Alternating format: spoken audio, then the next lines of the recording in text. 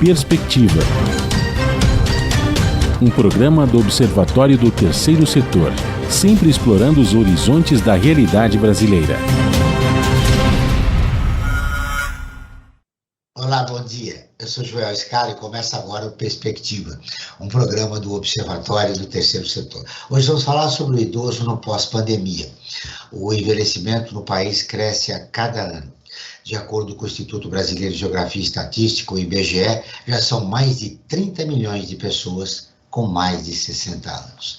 Participam do programa a Maísa Cairala, que é geriatra e coordenadora do Ambulatório de Transição de Cuidados do Serviço de Geriatria e Gerontologia da Unifesp, a Universidade Federal de São Paulo. A Ieda Duarte, que é professora associada da Universidade de São Paulo e coordenadora do estudo SABE, Saúde, Bem-Estar e Envelhecimento. Bom dia, Maísa. Seja muito bem-vindo ao programa. Bom dia, agradeço muito o convite. Seja muito bem-vinda, Ieda, ao nosso programa. Bom dia a todos. Eu também, como Maísa, agradeço muito o convite e tenho certeza que será uma manhã muito agradável. O prazer é todo nosso receber vocês duas. A co-apresentação do programa é de Frank Valverde, que também trará os destaques do site do Observatório do Terceiro Setor. Você vai conferir as notícias do mundo com o repórter Eleutério Gevani, direto de Nova York. Bom dia, Franklin. Bom dia, Joel. Bom dia, Maísa. Bom dia, Ieda. Bom dia você que está em sintonia com Perspectiva aqui na Rádio Brasil Atual. Franklin, os destaques da semana. Então, Joel, um destaque muito triste, né? É a morte do guarda municipal e tesoureiro do PT lá de Foz do Iguaçu, Marcelo Arruda, que foi assassinado pelo também policial, no caso policial penal federal, Jorge Guaranho, né? O Jorge Guaranho, um bolsonarista, e assassinou o Marcelo Arruda, que estava comemorando o seu aniversário de 50 anos. O motivo de decoração da festa do Marcelo Arruda era o ex-presidente Lula, né? Então, claro, vai ser investigado o crime e tudo mais, mas aí está claramente uma grande perspectiva de que seja um crime político, né? Visto as ligações do Marcelo com o PT e mesmo do Guaranho com o Bolsonaro, bolsonarista assumido. Nas redes sociais tem foto deles com o Eduardo Bolsonaro, enfim. Agora, onde que está o cerne desse assassinato, Joel? Acho que isso que é importante discutir. Isso está lá em Brasília, na figura do presidente da República, que defende a proliferação do porte de armas, que todo mundo ande armado, né? E cria esse clima de ódio, esse clima de bang-bang na política brasileira, que isso é péssimo para a nossa política, para a nossa democracia. Então isso é a lamentar, a campanha política que nem iniciou ainda e já tomba a primeira vítima dessa disputa insana, Joel. A apologia da violência já conseguiu a sua primeira vítima. O que esperar até outubro, Franklin? Olha, é muito preocupante, né? Eu espero, né, que esse crime sirva para que todos reflitam que não é por esse caminho que a política brasileira deve ser conduzida, né? Ela tem que ser feita em cima do diálogo, da discussão de ideias, de propostas para um país melhor, e não apostando em armar a população maciçamente e não conduzir o Brasil para uma independência econômica e social, coisa que não acontece nos dias de hoje. É verdade, Franklin. Maísa, o que é envelhecer bem? Envelhecer bem, antes de mais nada, é o propósito de todos, né? Que as pessoas realmente procuram e devem, né, exercer isso. Acho que quando nascem, né? A gente pensa que a gente vai plantar isso aos 60 anos, a gente perdeu 60 anos. Mas é, acima de tudo, a gente envelhecer realmente independente, qualidade de vida, né? Que a gente deixe os anos de dependência para os últimos 10 anos, né, Ieda? No máximo 10 anos de vida, esse é o sonho. Então, basicamente, eu acho que é isso, essa necessidade que a gente tem realmente de ter maior vida mesmo, né? Seja os 60, 70, 80, 90 anos. Ieda, saber viver bem é uma arte? Viver bem é uma arte para todo mundo, em qualquer idade, né? A questão é que nós vamos mudando o conceito do que é bem. Essa é uma questão que nós temos que aprender durante a vida. O que é viver bem? Viver bem é viver com saúde, como disse a Maísa, viver bem é viver com autonomia, sem independência, viver bem é viver tendo uma rede de suporte, principalmente uma rede de amigos que nós devemos renovar conforme vamos envelhecendo. Muitas vezes nos afastamos de familiares ou de amigos, ou os perdemos. Isso não quer dizer que vamos ficar sozinhos, não, vamos reconstituir essa rede e continuar em contato com a própria sociedade. Isso faz a diferença entre viver bem e feliz. É a questão, acho que todo mundo aspira. A viver bem, Maísa, é ainda uma utopia para a população de baixa renda no nosso país. Sim, é difícil de viver bem, né, na desestruturação social, né, mas agora, nesse momento terrível, pós-pandemia. Mas é muito a percepção pessoal de cada um, né? Às vezes não é o dinheiro realmente que conta o bem-estar e o viver bem. A gente vê isso naturalmente. E o brasileiro, falando do Brasil, ele é esperançoso, né? É um pessoal realmente com uma esperança, com uma vontade, às vezes muito pouco crítico, realmente, dos seus direitos, dos seus deveres. Mas sim, eu poderia lhe dizer que quando a gente pensa em prevenção e promoção de saúde, a ausência do dinheiro ou a diminuição dos recursos sociais é sim um problema que impacta, sem dúvida nenhuma. Uma pessoa que tem 50 anos e não cuida do seu colesterol, da sua pressão, da sua glicemia, terá sim um impacto negativo no crescimento. Terá um idoso mais dependente, com mais doenças. Então, nesse sentido, sim. Aida, o velho sofre muito preconceito no nosso país ainda, né? E não só no nosso país, né? Eu acho que existe uma campanha mundial para combater o que nós chamamos aqui estamos chamando de idadismo, em alguns lugares se chama de etarismo, fora daqui se chama de ageismo. Essa questão do preconceito contra a idade. Isso é uma realidade que existe em muitos lugares. E aí a própria Organização Mundial de Saúde lançou uma campanha de combate ao idadismo, que é o item 1 da década. Nós estamos na década do envelhecimento saudável, de 2021 a 2030. Ironicamente, a gente começou justamente com a pandemia, mas isso é uma questão de destino, ninguém pode controlar isso, já estava previsto, a pandemia que não estava prevista. Mas uma das grandes bandeiras desta década é justamente poder combater o preconceito contra a idade, que muitas vezes ele vem velado, né? Ele vem no dia a dia, ele vem velado. O preconceito não é só de quem é mais novo contra quem é mais velho. Não, às vezes os próprios idosos têm comportamentos preconceituosos. Essas são coisas que a gente precisa primeiro sentir. Eu sou preconceituoso ou não? Essas são perguntas que nós temos que nos fazer. Não adianta, como é que eu vou combater alguma coisa, tentar evitar o preconceito, se eu sequer sei se eu mesma sou preconceituosa ou não, né? Então, essa é uma pergunta que a gente tem que se fazer. E, como diz uma pessoa que é referência para nós, o Dr. Kalash, combater preconceito, ser anti-idadista não é só dizer que é contra, você tem que agir contra, né? Você tem que combater isso, deixar isso publicamente colocado e combater isso. Segundo dados do Disque 100, no Ministério da Mulher, da Família e dos Direitos Humanos, só no primeiro semestre de 2021 foram registrados mais de 33 mil denúncias de violação de direitos dos idosos. Na maioria dos casos, a violência é praticada dentro de casa. Bom, mas a gente falou de preconceito. Ele está dentro da própria família, né? Não, isso vai além, né? Não é só o preconceito mesmo, é a cultura realmente dessa agressão, não é? Porque o idoso, ele é um ser mais frágil. Então, exatamente isso, mas e não é só contra o idoso, né? Sabe também que esses números são muito limitados. A gente vê... com a criança e com o adolescente também, né? Se assiste muito isso. Também, dentro mas da própria família. As mulheres, principalmente.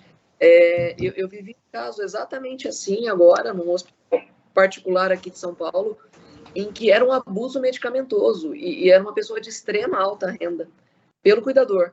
Então, é exatamente isso. E as pessoas, às vezes, não entendem que isso realmente é um crime, né?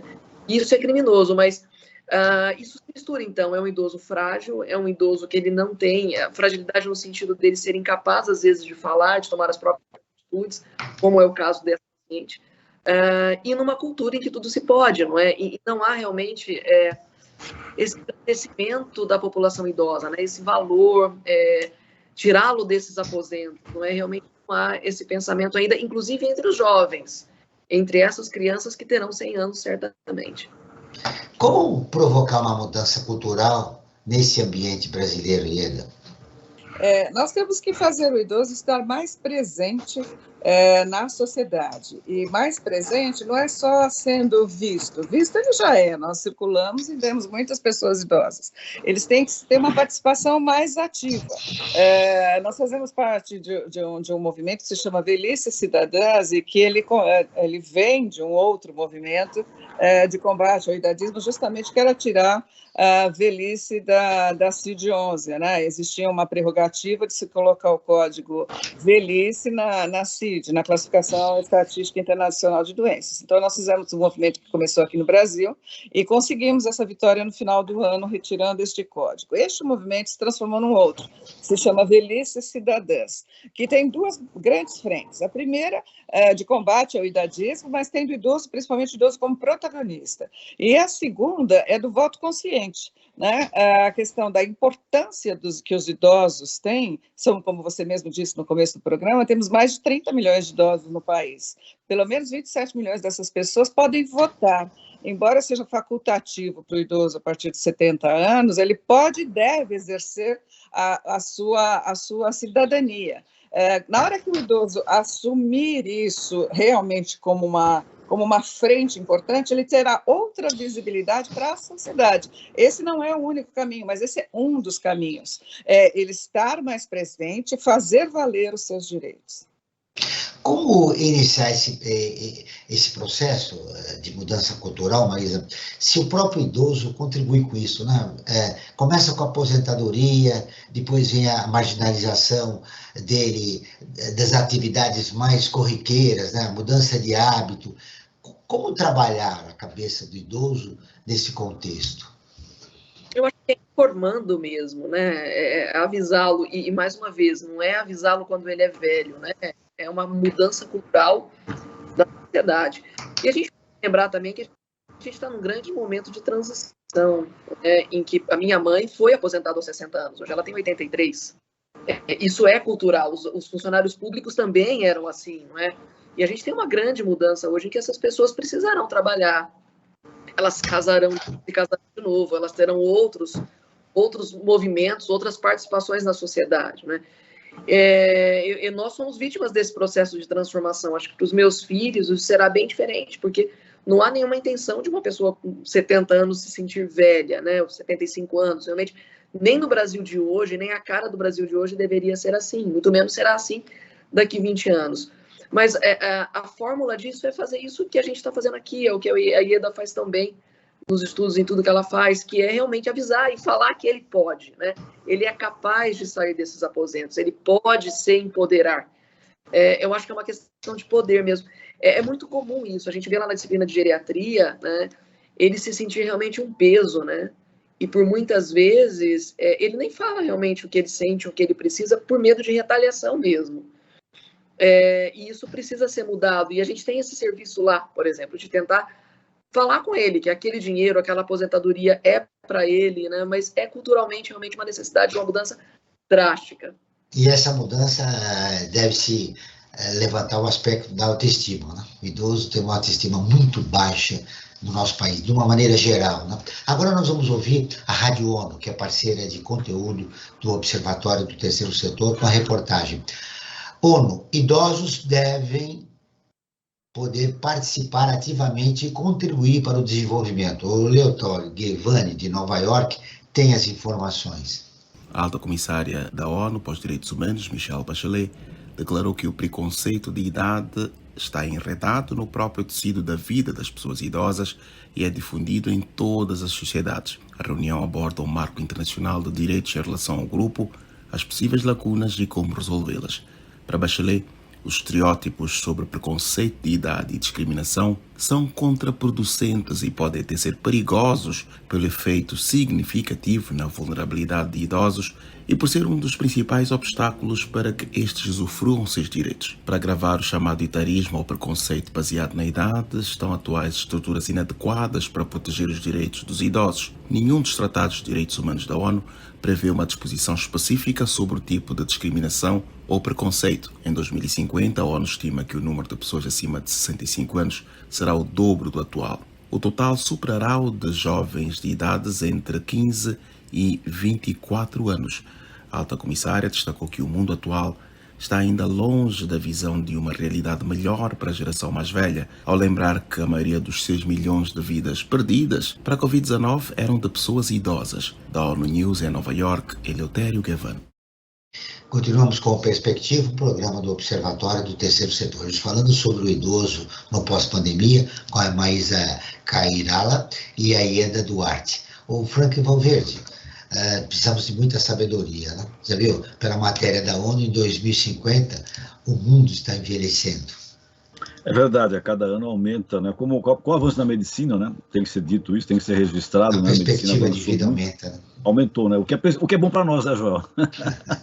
Para todos nós. Para todos nós, né? Mas é isso. Joel, eu queria falar também da nossa enquete, né? A cada programa que nós realizamos aqui na Rádio Brasil Atual, nós fazemos uma enquete sobre o tema do programa, né? Não tem uma base científica, mas serve para sentir a temperatura e mais ou menos ver o que as pessoas estão pensando, pelas as pessoas que nos seguem em nossas redes sociais. E nós fizemos a seguinte questão para o programa de hoje, né? Que é o idoso no pós-pandemia. Nós perguntamos: o idoso é respeitado no Brasil? E olha só o resultado. O pessoal, pelo menos quem nos acompanha, tem uma consciência e uma clareza de como é que está a situação. 4% disse que sim, e a maioria esmagadora, 96%, disse que não, que o idoso no Brasil não é respeitado, Joel, né? Isso é sintoma de como é que nós tratamos os nossos idosos, né? E aí depende da atividade dele, da profissão, né, Franklin? Sim.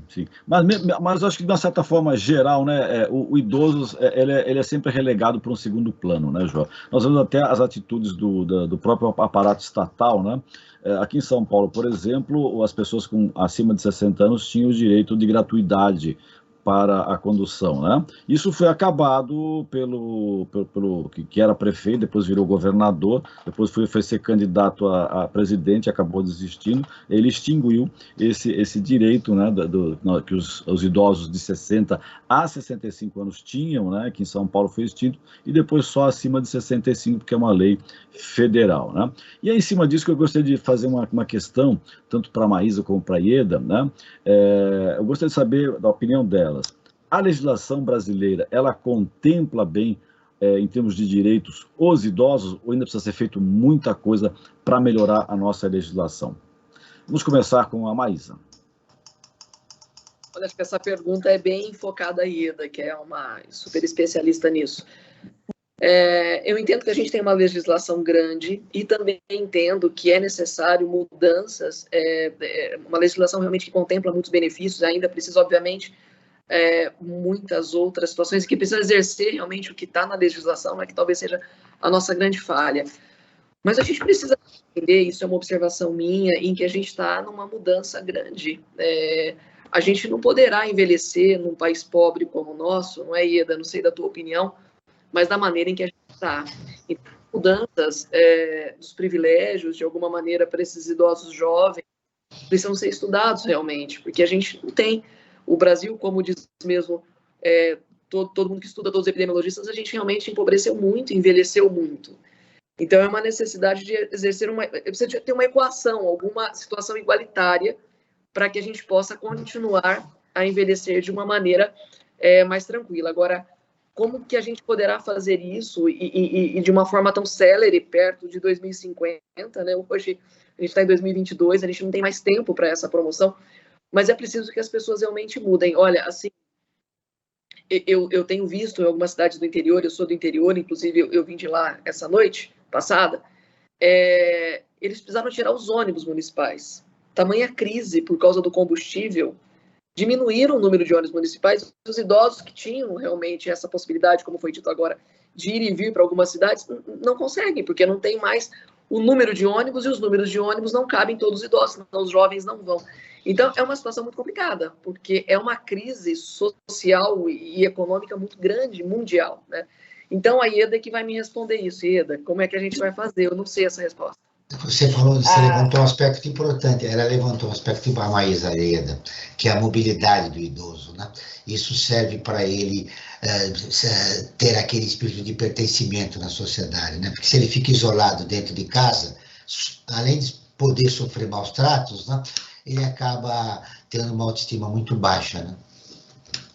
Então, acho que nós temos duas coisas, né? Assim, primeiro, em relação às políticas, o Brasil ele tem boas políticas para a questão do envelhecimento, em termos de redação política. Então, existem boas leis, existe o Estatuto do Idoso que está bem escrito, ele precisa ser atualizado em alguns tópicos, mas o problema não são as leis, elas existem, elas são adequadas. O problema, como a própria Maísa falou, é torná-las reais, executá-las.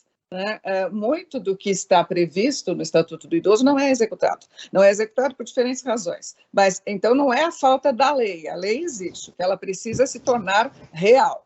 Tá? Então, em termos de lei, o Brasil está muito bem constituído para atender as demandas, as necessidades das pessoas idosas. Porém, elas não são adequadamente executadas e muito menos fiscalizadas o suficiente para que elas, de fato, se tornem algo para o bem da população, não só da população idosa. É verdade que nosso país está envelhecendo progressivamente, a pirâmide mundial já inverteu, a pirâmide do Brasil deve inverter até 2030, era previsto isso. A gente perdeu 4 eu tenho um dado aqui, viu, Ieda? Segundo os dados do IBGE, divulgados em dezembro de 2021, a expectativa de vida do Brasil subiu para 76,8 anos em 2020, o que resultará um aumento da população de idosos nos próximos anos. Isso, ela só sofreu uma queda com a pandemia, né? Isso são dados do próprio IBGE. Assim, na pandemia 2022, ela teve uma redução de 4,4 anos. Então, a gente volta à expectativa de 2010. Não que isso vá interferir no processo de envelhecimento, mas houve, sim, uma redução da expectativa de vida, porque a população que, infelizmente, mais faleceu durante atingida, né, pela pandemia foram os idosos, né? Exatamente. Agora, só respondendo ao que você falou, eu concordo com você quando a gente fala da questão da mobilidade. A pessoa idosa, a coisa do aposentar, né, de ficar dentro do aposento, essa é uma coisa que precisa ser revista. Mas a Maísa falou uma coisa bastante importante, que eu acho importante ficar claro aqui. A geração idosa de hoje, né, quem entra hoje aos 60 anos, quem vem entrando hoje aos 60, 65 anos, é a geração da que a gente chamou revolução cultural. É a população que revolucionou a cultura do mundo e do Brasil. Né? Quem nasceu nos anos 50 e que fez parte deste processo de revolução cultural. Então, este grupo etário, essas pessoas idosas, hoje, seus 60, 70 anos, elas não são iguais aos nossos avós de 80, 90 anos. Eles vêm de uma outra geração, com outra formação. E eu, particularmente, acredito que essa geração fará absoluta diferença na mudança do padrão de comportamento frente à população idosa daqui para frente. Embora isso tenha que ser uma coisa a ser conquistada. Envelhecer, como bem já disse a Maísa várias vezes, ele não acontece aos 60, aos 70, isso acontece durante a vida. Então, são coisas que a gente tem que modificar e transformar no transcorrer da vida, dentro da nossa própria casa, no nosso entorno, com os nossos amigos. Mas hoje, as pessoas, os jovens mais novos, vamos dizer assim, eles são uma população ativa, presente na sociedade e tem contribuído para começar a trazer essas mudanças. Por isso que a gente tem uma campanha contra o idadismo, por isso se fala disso, por isso as questões dos idosos estão sendo trazidas progressivamente para a discussão. Você levantou um aspecto importante, né? Os idosos de hoje são da geração dos anos 60, que foi vanguarda, né, na mudança de costumes, né? Mas eu quero falar sobre um tabu que existe no envelhecimento. Aliás, o termo terceira idade também pode ser usado. A gente fala idoso, terceira idade. Evoca alguma coisa, algum preconceito ou não? Terceira idade ainda vocês utilizam? Depende, né? Depende. Ultimamente, a gente está falando mais de uma população 60 a mais, vamos dizer 60 a assim. mais. Já tem gente né? falando em quarta idade, né? A gente falando em quarta idade. Quando você fala terceira idade, você nunca fala primeira idade, segunda idade, né? E hoje a gente já tem a quarta idade, daqui a pouco a quinta idade, e até quinta idade a gente vai. Então, eu acho que, assim, pode gerar preconceito, não quando ele foi criado. Geração mais 60, mais bonita, mas acho que isso está sendo progressivamente modificado e se chamando mais de população 60 a mais, ou 50 a mais. Hoje em dia se fala até de 50 a mais. Isso. Mas aí eu quero falar de um verdadeiro tabu que existe no envelhecimento, que é a sexualidade, o sexo, né? Na geração mais 60. Como é que é trabalhado isso com o idoso? Né? Porque nesse processo de marginalização, é o termo que eu estou utilizando, né, desde o início do programa, ele acaba também não só perdendo seus direitos como cidadão, mas se recolhendo numa vida, ficando cada vez mais isolado. E como é o sexo na geração mais 60? Olha, isso realmente é uma situação de muito preconceito, isso teve muito preconceito, mas curiosamente isso tem acontecido de uma maneira natural e a passos largos no consultório médico. As pessoas têm aceitado isso naturalmente e é muito gostoso de se ver isso, né? Essa necessidade, principalmente da mulher, né? Essa liberdade que ela assume. A gente tem várias pessoas que falam muito disso, Miriam Goldberg, né? Tantas pessoas que falam de uma maneira tão clara, Carmita Ábido e tal. E assim, as pessoas parecem que entenderam. É como se as pessoas estivessem proibidas e de repente falaram, olha, não, a lei fala que ok, você não vai ser presa por isso e tal. E veio muito a minha impressão da necessidade da mulher. Olha, no consultório da geriatria, isso é uma das perguntas da avaliação geriátrica ampla, né? Tanto você poder ter atividade sexual, como você poder não ter. Porque muitas pessoas realmente não se sentem mais na obrigação de ter isso. Então, essa liberdade, realmente, acho que tem acontecido, mas, como eu gostaria de dizer, assim, de todos os preconceitos, de tudo que tem acontecido, talvez a gente tenha tido muito sucesso nessa transformação.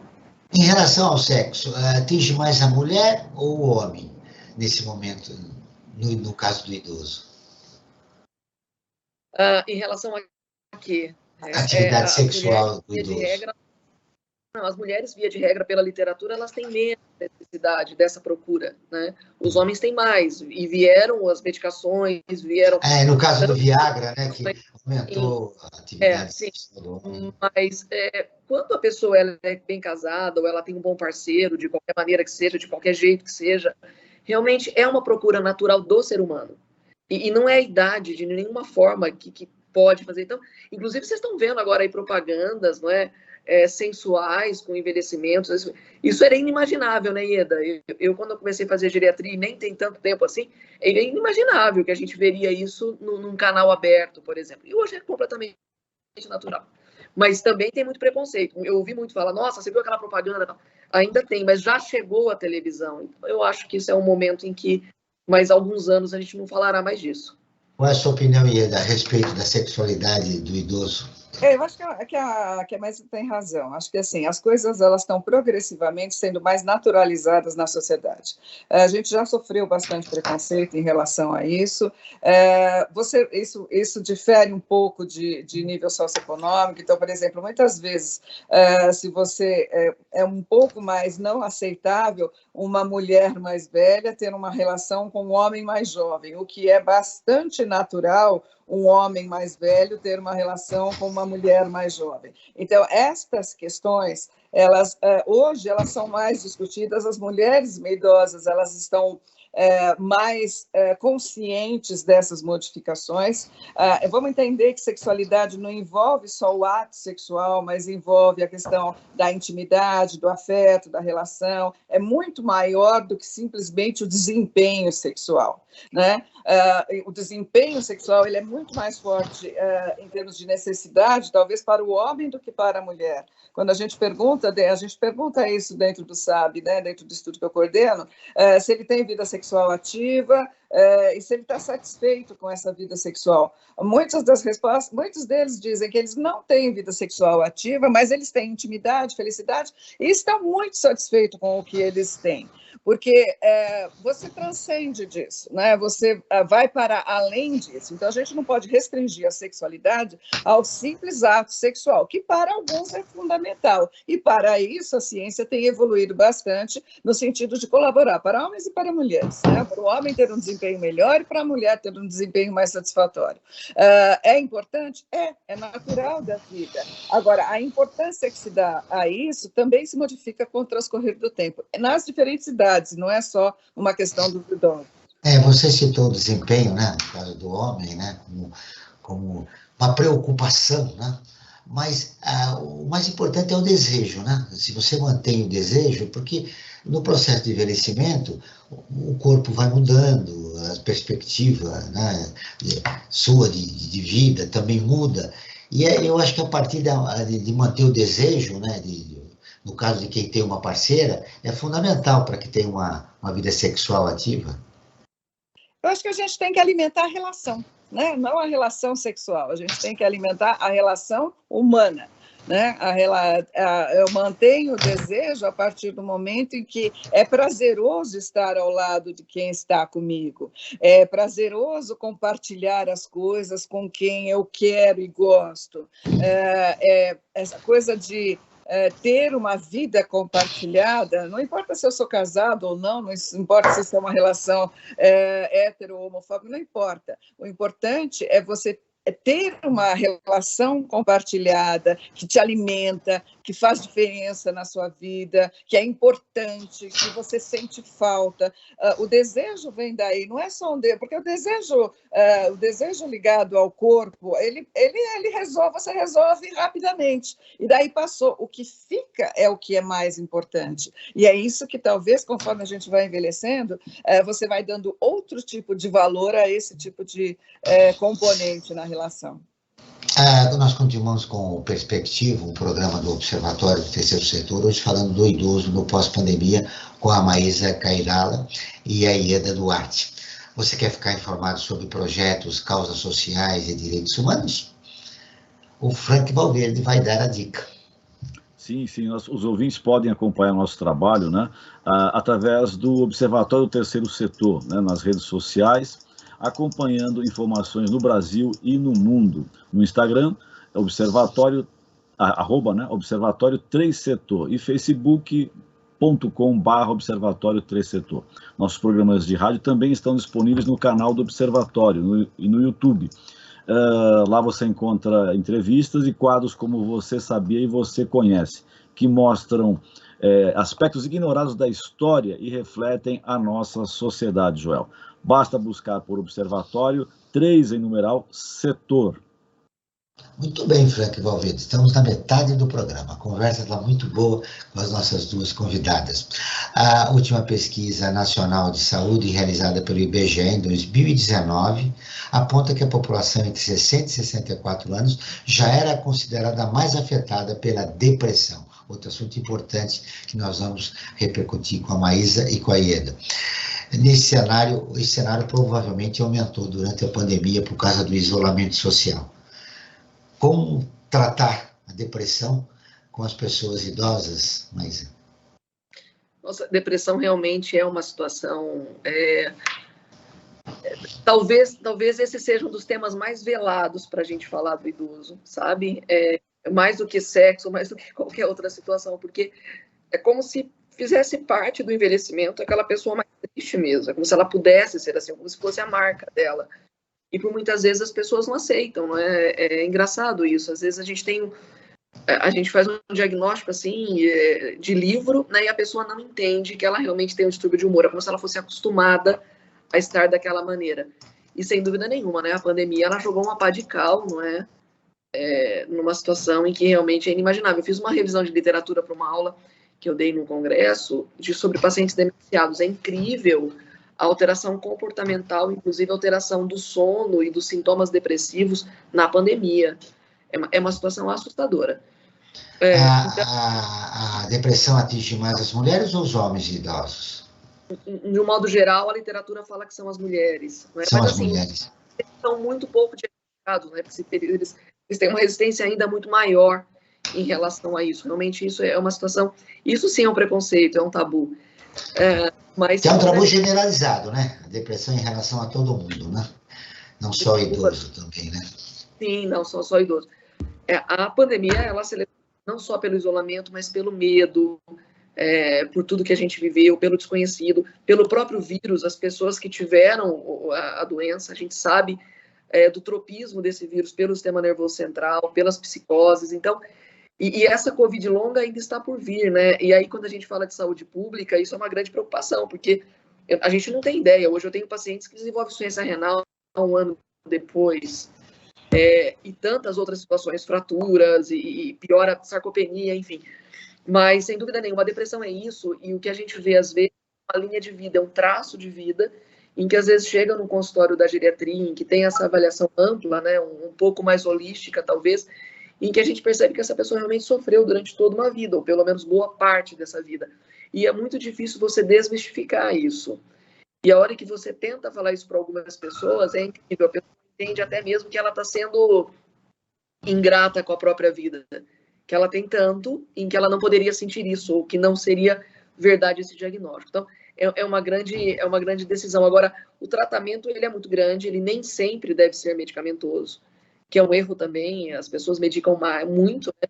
Existem tratamentos psicológicos e outras formas de abordar, em que tem melhoras clínicas grandes, e se precisar do tratamento medicamentoso, é extremamente seguro.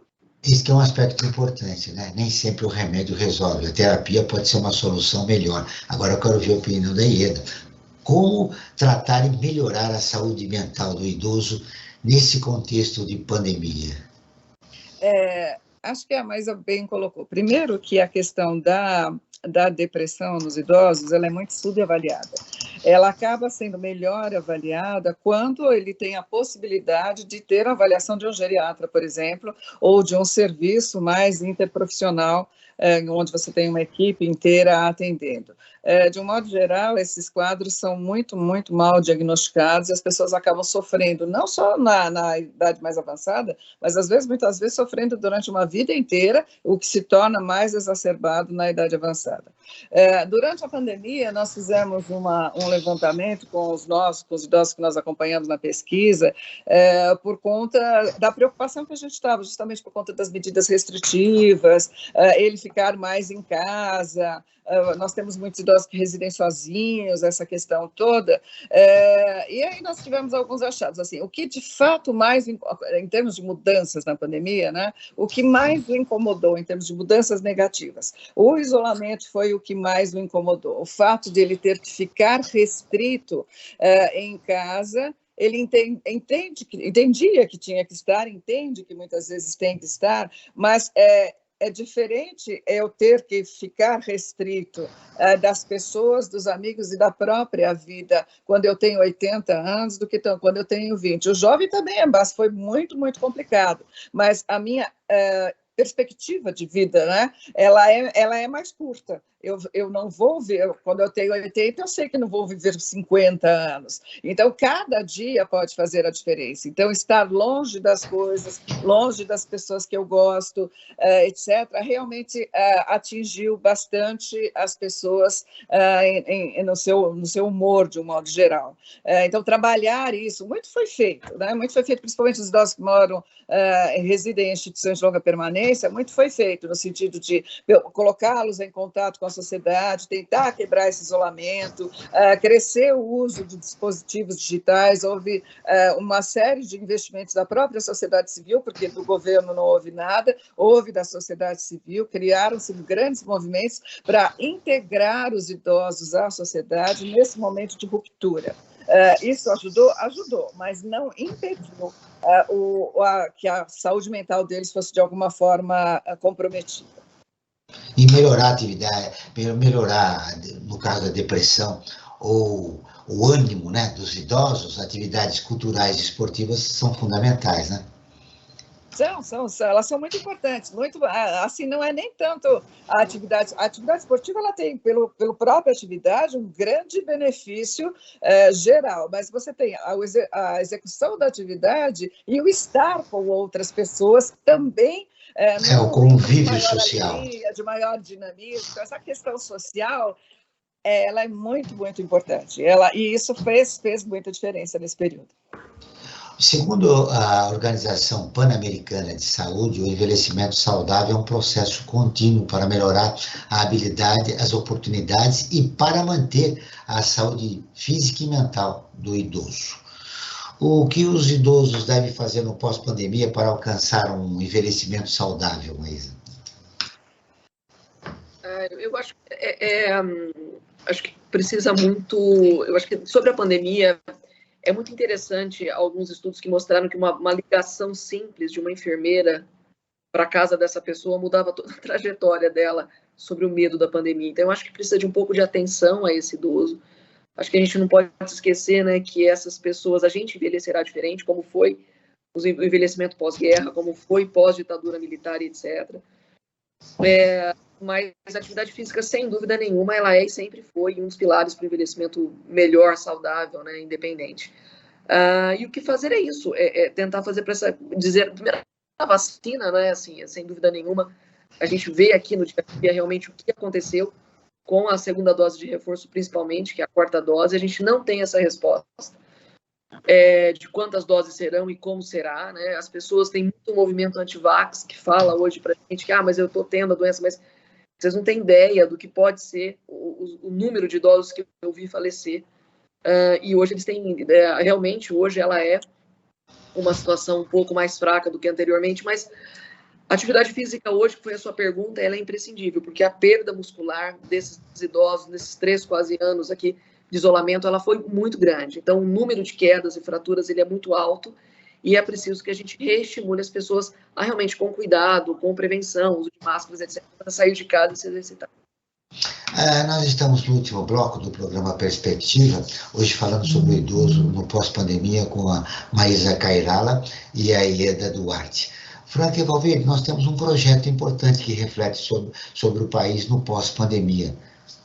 É verdade, Joel. Nós, aqui do Observatório Terceiro Setor, nós temos o Observatório em Movimento, né, que trata das questões ligadas à pós-pandemia. Nós ouvimos sempre especialistas das mais variadas áreas do conhecimento para darem dicas e falarem de qual é a melhor forma de nós vivemos esse pós-pandemia, né? E é um pós-pandemia meio esquisito, né, Joel? Porque, na verdade, a pandemia ainda está aí, né? De uma forma atenuada, digamos assim, em relação ao que era há 1 ano e meio, 2 anos atrás, né? Mas ela está presente ainda. Então, a gente pode chamar de um pós-pandemia, mas ele não é que acabou e estamos vivendo outra fase, não. Estamos nessa fase de transição, né? Mas é importante nós ouvirmos os especialistas e temos algum conhecimento de como melhor passar por esse momento. E o outro projeto que eu quero destacar, Joel, que é bastante importante, que o Observatório desenvolve, que é o Apoio ao Terceiro Setor. O que é esse Apoio ao Terceiro Setor? É uma plataforma online de financiamento coletivo para organizações da sociedade civil com projetos em diversas áreas. Para saber mais, eu convido a todos e a todas que entrem no apoie3setor.com.br, apoie3setor.com.br ou 3 em numeral. E lá nós teremos as informações de como que funciona essa plataforma online. E também, né, aproveito para convidar a todos e a todas que visitem nossas redes sociais, seja no Facebook, no Instagram, assim como no YouTube, Joel. Muito bem. Ieda, a gente sabe que no terceiro setor existem organizações da sociedade civil que realizam um trabalho importante, né, para o idoso, desenvolvendo atividades esportivas, culturais e até mesmo dando uma assistência ao idoso da população de baixa renda. No seu projeto que você desenvolve, você contempla também essas organizações que desenvolvem esses trabalhos para prepará-las, né, para um momento, digamos, de pós-pandemia? Vamos entender assim, o projeto que eu tenho é um estudo, é uma pesquisa, é um estudo longitudinal, né? Então, nós acompanhamos os idosos residentes aqui no município de São Paulo desde o ano 2000, então o estudo tem 22 anos. A população idosa de São Paulo, ela não é proporcionalmente a maior população em termos de cidade ou estado do país, porém, em número absoluto, ela é maior. Hoje nós temos... mudou muito o perfil do idoso nesse tempo que você está pesquisando? Não, mudou sim, em termos de doenças crônicas, não, ele continua tendo um padrão de doenças crônicas importantes em termos de saúde, mas o que mudou foi o comportamento, né? Ele é um idoso mais ativo, ele faz mais atividade física, ele participa mais. O que nos preocupa é que ele está vindo com mais limitações funcionais cada vez mais cedo, então a gente... antigamente, na primeira coorte, por exemplo, né, que foi em 2000, as pessoas de 60 a 65 anos tinham pouco comprometimento funcional. Hoje, eles entram nessa idade com comprometimento funcional. A gente sabe que eles vão viver muito. Então, a gente precisa... Aí a importância do acompanhamento, da atividade física, etc., justamente para que ele chegue aos 80, aos 90 anos, mantendo a sua mobilidade, a sua participação social mais ativa. Mas respondendo o que você me perguntou, o meu estudo, ele é um estudo. Então, a gente tem uma série de informações sobre o que acontece com essa população.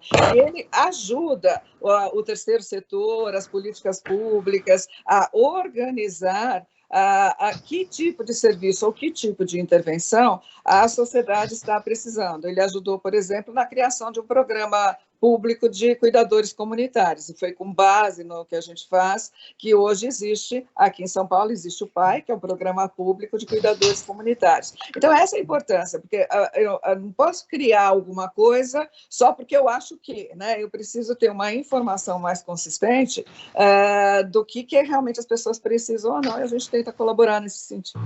A população idosa está em constante transformação. Exatamente, exatamente. E para isso... a geriatria tem que estar atualizada. Que mudanças se provocou nesses estudos e do exercício do teu trabalho, no seu dia a dia, atendendo idoso, que você falou, peraí, tem que mudar aqui, porque as coisas os idosos estão tendo outro tipo de exigência, por exemplo. O que a gente tem visto assim, é justamente a mudança de comportamento das pessoas idosas e a necessidade de reorganização das políticas públicas mais voltadas às políticas de cuidado de longa duração. Então, por exemplo, 75% da população brasileira é autônoma e independente, graças a Deus, da população idosa brasileira. Porque também, se não repete, quanto? Ela não ia 65%? Oi? 65%? 75%. 75%? Um pouquinho mais, nossa, 76%. Né? Isso é um resultado, inclusive, do ELSE, nem é do meu estudo também, mas meu estudo olha aqui, mas do ELSE Brasil, olha isso. Então, que é o Estudo Nacional de Envelhecimento. Então, eu tenho quase 24% da população brasileira que tem algum grau de limitação precisando de um cuidador. Isso chega a 1/4 da população. Então, por aí a gente já vê que a maneira como a gente olha para o idoso é equivocada. O idoso, ele é autônomo, ele é independente na sua maioria, ele tem uma força que ele mesmo desconhece, uma força para mudar muitas coisas no país. Essas pessoas, elas contribuem mais do que recebem.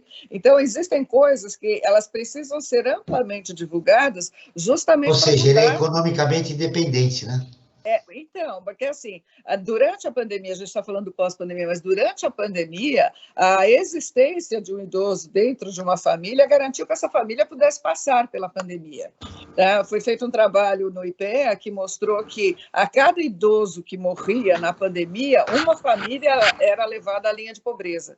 Tá? Então, a importância que as pessoas idosas têm em termos de constituição social, ela é maior do que é dito, e isso precisa ser constantemente dito. Então, é uma consciência que precisamos ter. Né? Agora, para a população que não conseguiu envelhecer tão saudavelmente, ou que chega na idade avançada com alguma limitação, precisando de cuidado, para isso, e agora no pós-pandemia, também com essa história da Covid longa, que ainda não sabemos exatamente como vai ser, isso vai demandar programas e assistências continuadas, e para isso a gente precisa fazer uma certa pressão para que o nosso sistema social e de saúde olhe para isso de forma diferenciada. Ou seja, as políticas públicas sejam atualizadas para atender essa nova demanda, né? Aí eu quero ver a Maísa no atendimento dela do consultório.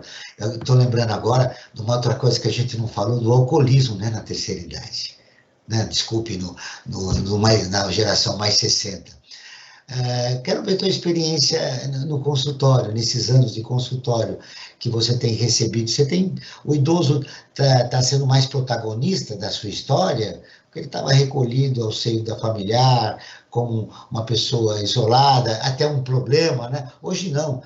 75% dos idosos são independentes economicamente, têm atividades, enfim. Quero ouvir você, Maísa. Não, sem dúvida nenhuma, né? Hoje a gente tem, é disso que eu estava querendo falar, eu acho que é importante a gente dizer, hoje o idoso, às vezes, ele não quer mais a fila preferencial. Ele se sente assim, né?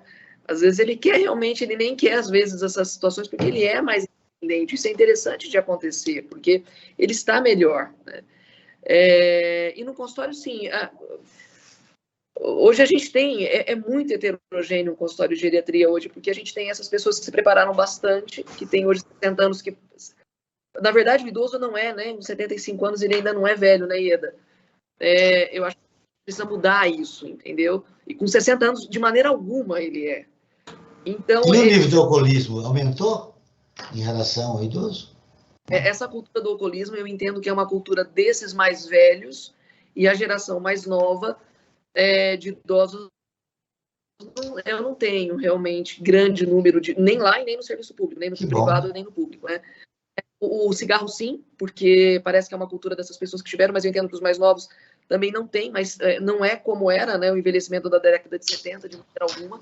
Agora, tem coisas piores, não é? Que são as drogas ilícitas, etc., que eu tenho pouquíssimos pacientes, mas que isso terá uma repercussão.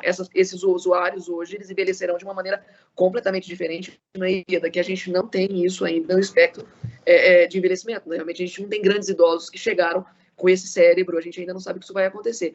Mas mudou, e o que eu queria dizer hoje, é difícil de geriatra por isso, porque você tem um idoso realmente com 80 anos excelente, são muitos, principalmente aqueles que são preventivos, que pensam na prevenção, e você tem outros muito, muito doentes e muito mais jovens, né? Mas existiu sim, viu, uma grande mudança nesse tempo de consultório por uma longevidade maior. Muito bem, estamos no final do programa, já a conversa foi muito boa, o tempo passou rápido. Franco Valverde, eu quero alguma informação sua, o seu destaque final, para a gente deixar as duas convidadas fazendo a conclusão da nossa entrevista. Como estamos a 5 minutos, eu vou fazer já a síntese melhor do que eu estender, eu ia gastar mais tempo, né? Olha, eu lembrei de uma publicidade que existia uns anos atrás, né? Era de uma bebida, mas, digamos, o mote deles era interessante, né? Tinha bebida que o pessoal consumia, né? E no dia seguinte acordava bem, com a cabeça bem, não andava com a cabeça estourando. Então ele dizia assim, eu sou você amanhã, se você tomar aquela bebida, né? Fazendo, digamos, esse paralelo, né? Não para beber, né? Mas sim nessa filosofia de eu sou você amanhã, eu acho que é importante ver essa questão dos 60 a mais, né? O jovem tem que olhar dessa forma, né? Nós somos eles amanhã. Então eles têm que ter essa consciência de como encarar 60 a mais. Bom, eu quero sua conclusão final, mas o que mais importante você gostaria de deixar registrado a respeito do idoso na nossa sociedade, na pós-pandemia? Fique à vontade para a sua conclusão final. Eu gostaria de agradecer mais uma vez a oportunidade de estar aqui com vocês. Ieda, sempre um prazer estar com você, aprendo bastante. E é interessante a gente falar cada dia mais dessa maneira, mais leve, né? Para que as pessoas que nos ouvem entendam realmente a necessidade de começar a pensar melhor nisso, né? Parece que o brasileiro deixa a vida levar, né? Então, e não é bem assim, a gente precisa planejar. Mas eu gosto muito do Arnaldo Antunes, e ele tem aquela frase, né? Que nada mais moderno do que envelhecer. Então, eu acho que é isso que a gente precisa pensar. Isso é moderno, isso tem que ser atual e tirar as vestes realmente do conceito que tem acompanhado a gente por todo esse tempo. Obrigada. Nada mais moderno que envelhecer.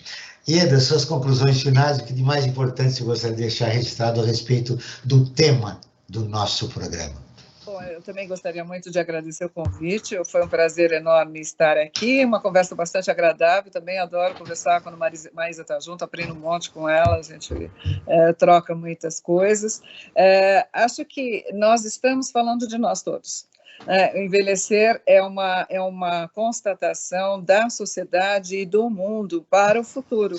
Né? Então, qual é o futuro do século XXI? Ele será um século de pessoas idosas, tá? No mundo inteiro. Então, nós temos que mudar a maneira como olhamos para isso, porque eles já conquistaram o mundo, e isto não vai voltar.